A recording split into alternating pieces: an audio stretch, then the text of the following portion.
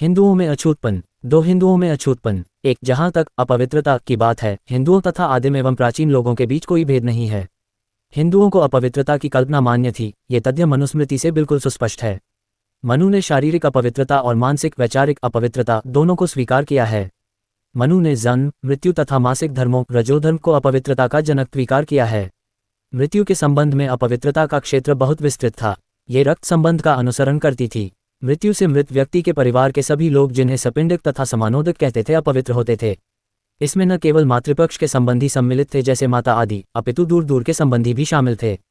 इसमें गैर संबंधी तक आते थे जैसे 1 आचार्य शिक्षक, 2 आचार्य पुत्र, 3 आचार्य पत्नी, 4 शिष्य, 5 सहपाठी, 6 श्रोत्रिय, 7 राजा, 8 मित्र, 9 परिवार के या घर के सदस्य, 10 वे जो शव को ले जाते थे और 11 वे जो शव का स्पर्श करते थे।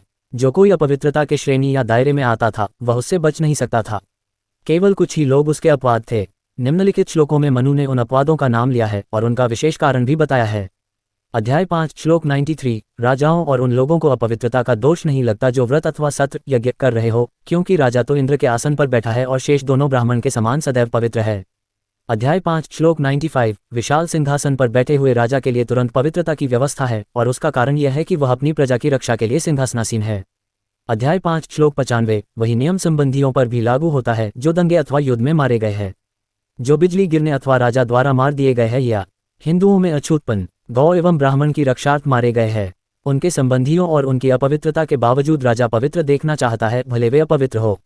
अध्याय 5 श्लोक 96। राजा संसार के 8 संरक्षण देवताओं चंद्र, अग्नि, सूर्य, वायु, इंद्र, कुबेर, वरुण तथा यम का अवतार होने से पवित्र है। अध्याय 5 श्लोक 97। विश्व के देवता राजा में व्याप्त है, अतः उसके लिए अपवित्रता का विधान नहीं है, क्योंकि मरणशील मनुष्यों की पवित्रता की उत्पत्ति एवं विनाश विश्व के देवताओं द्वारा किया जाता है। इससे ये स्पष्ट है कि राजा और धर्म युद्ध में काम आए लोगों के संबंधी तथा वे लोग जिन्हें राजा अपवित्रता का अपवाद बनाए रखना चाहता था, अपवित्रता के सामान्य नियमों के अधीन नहीं थे। मनु का ये कथन कि ब्राह्मण सदैव पवित्र होता है, उसके सामान्य अर्थों में ही ग्रहण किया जाना चाहिए, अर्थात ब्राह्मण को अपवित्रता से मुक्त था, क्योंकि वह ऐसा नहीं था।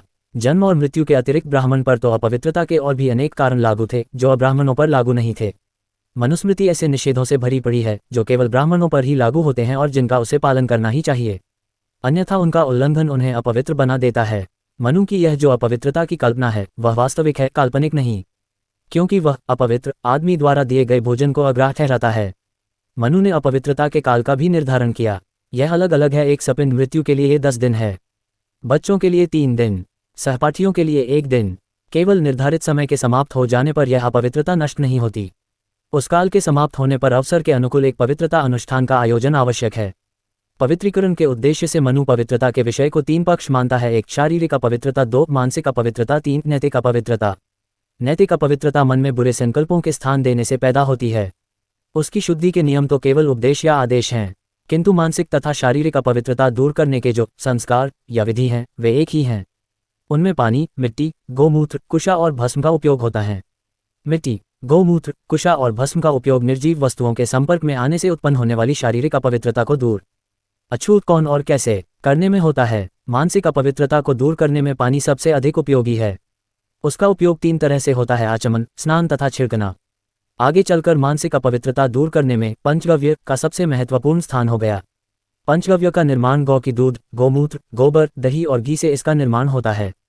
पंचगव्य का निर्माण गौ की दूध, गोमूत्र, गोबर, दही और घी से इसका निर्माण होता है। मनु के प्रावधान के अनुसार गाय के स्पर्श अथवा पानी के घूंट पीने के बाद सूर्य को देखने से अपवित्रता को दूसरे पर थोप करके उससे छुटकारा पाया जा सकता है।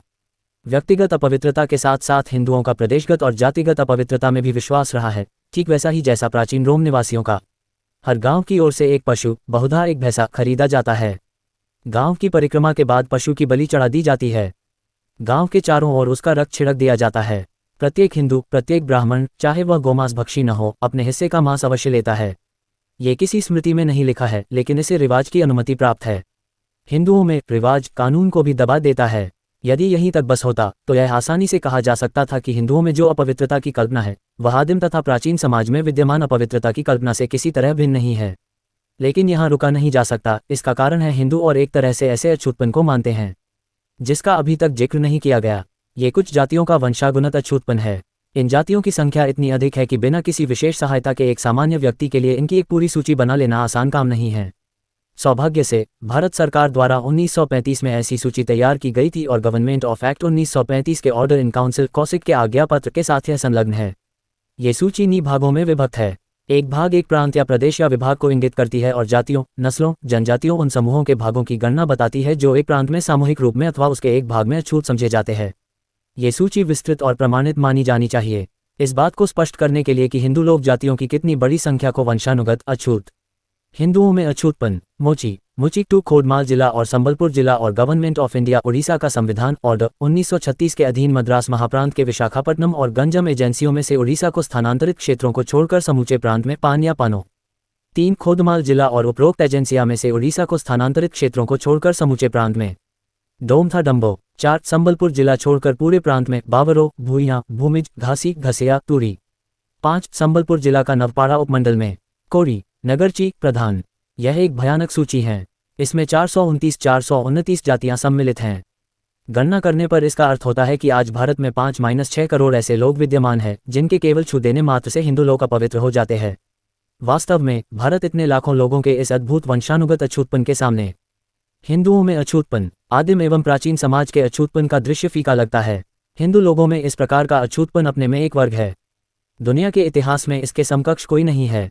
यह न केवल अपनी विशाल जनसंख्या के कारण जो सारे एशिया एवं यूरोप के अनेक बड़े राष्ट्रों से भी अधिक है, अद्वितीय नहीं है, वरन इसके दूसरे अन्य कारण भी है। इन 429 जातियों को अछूत बना देने वाली हिंदू लोगों की अछूतपन की पद्धति में अनेक ऐसी विशेषताएं हैं जो हिंदू जातियों के अछूतपन में, चाहे वे आदिम हो अथवा प्राचीन, नहीं पाई जाती है।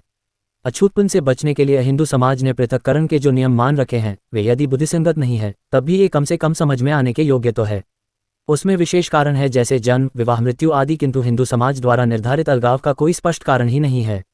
आदिम समाज जिस अपवित्रता को मानता था वह थोड़े समय रहती थी और खाने पीने आदि प्राकृतिक कृत्यों के अथवा जीवन में जन्म, मृत्यु, मासिक धर्म, प्रजोधर्म आदि के जो असाधारण अवसर होते हैं उन्हीं अवसर पर पैदा होती थी। अपवित्रता का समय बीत जाने पर और पवित्र बना देने वाला संस्कार संपन्न हो जाने के बाद आदमी की अपवित्रता नष्ट हो जाती थी और वह फिर पवित्र तथा समाज में मिलने जुलने योग्य हो जाता था। किंतु ये 5-6 करोड़ अछूतों की अपवित्रता जन्म मृत्यु से उत्पन्न होने वाली अपवित्रता से भिन्न है। किंतु ये 5-6 करोड़ अछूतों की अपवित्रता जन्म मृत्यु से उत्पन्न होने वाली अपवित्रता से भिन्न है और स्थायी है।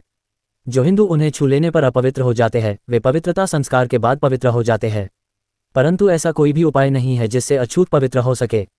ये अपवित्र ही पैदा होते हैं, वे जीवित रहते हुए अपवित्र होते हैं, वे अपवित्रता ही मृत्यु को प्राप्त होते हैं और वे ऐसे ही बच्चों को जन्म देते हैं जो अछूतपन के कलंक के साथ पैदा होते हैं जिसे कोई नहीं हटा सकता। और तीसरी बात यह है कि हिंदू जो अपवित्रता से पैदा होने वाले पृथक्करण को मानते थे वे उन व्यक्तियों को अथवा उनसे निकट संपर्क रखने वालों को ही पृथक करते थे, लेकिन हिंदुओं को इस अछूतपन ने एक वर्ग के वर्ग को अस्पृश्य बना रखा है, एक वर्ग जिसकी जनसंख्या 5-6 करोड़ है। चौथी बात यह है कि गैर हिंदू समाज प्रभावित लोगों को अलग कर देता था। हिंदू अछूतों की बस्तियों में नहीं रहेंगे और न ही अछूतों को हिंदुओं की।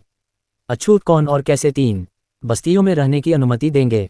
यह अछूतपन की एक मूलभूत विशेषता है जिसका हिंदू पालन करते। ये सामाजिक बंटवारे का मामला नहीं है वरन अल्पकाल तक के मेलजोल पर एक प्रतिबंध है। यह एक क्षेत्रीय पृथक्करण का मामला है और अपवित्र लोगों को एक पिंजरे के समान तार के बाड़े में रखने जैसा मामला है। प्रत्येक हिंदू गांव के बाहर अलग एक गंदी बस्ती है। हिंदू गांव के अंदर रहते हैं और अछूत उस अलग नरक जैसी बस्ती में रहते हैं। ऐसी है अछूतपन की हिंदू व्यवस्था। इनसे कौन इनकार कर सकता है कि जो चीज़ हिंदुओं में देखी जाती है वह उससे सर्वथा भिन्न है। ये निर्विवाद है कि हिंदुओं का अछूतपन एक अनोखी ही वस्तु है। अहिंदू समाज में भी लोगों को अपवित्र माना गया, किंतु केवल व्यक्तियों को। सारी की सारी जाति को कभी कहीं अपवित्र नहीं माना गया और उनकी अपवित्रता अल्पकालीन होती थी जो किसी न किसी क्रिया द्वारा नष्ट हो जाती थी। एक बार अपवित्र सदा सर्वदा के लिए अपवित्र के सिद्धांत पर आश्रित इस प्रकार की स्थायी अपवित्रता कहीं देखने में नहीं आई। अहिंदू समाज में लोगों को अपवित्र माना गया और उनका सामाजिक व्यवहार भी बंद हुआ है, लेकिन ऐसा कहीं न हुआ कि आदमियों को सदा के लिए पृथक बसा दिया जाए। अहिंदुओं ने एक जमात की जमात को अपवित्र मानकर उनके साथ वैसा बर्ताव किया है, लेकिन वे बाहर के रहे हैं, रक्त सीमा के संबंधों के घरे से बाहर। ऐसा कभी नहीं हुआ कि किसी ने अपने ही आदमियों को पीढ़ी दर पीढ़ी और स्थायी रूप से अपवित्र बनाकर रखा हो। इस प्रकार हिंदुओं का अछूतपन एक अनहोनी घटना है। दुनिया के किसी दूसरे हिस्से में मानवता ने आज तक कभी इसका अनुभव नहीं किया। किसी दूसरे समाज में इस जैसी कोई चीज़ नहीं है, न आदिम समाज में, न प्राचीन समाज में और न वर्तमान समाज में। अछूतपन के अध्ययन से जो अनेक समस्याएं पैदा होती हैं और जिनके हल करने की आवश्यकता है उनका समावेश इन 2 प्रश्नों में हो जाता है। 1. अछूत गांव के बाहर क्यों रहते हैं? 2. उनकी अपवित्रता स्थायी और अविनाशी हो गई। अगले पृष्ठों में इन्हीं 2 प्रश्नों का उत्तर देने का प्रयत्न किया गया है। हिंदुओं में अछूतपन।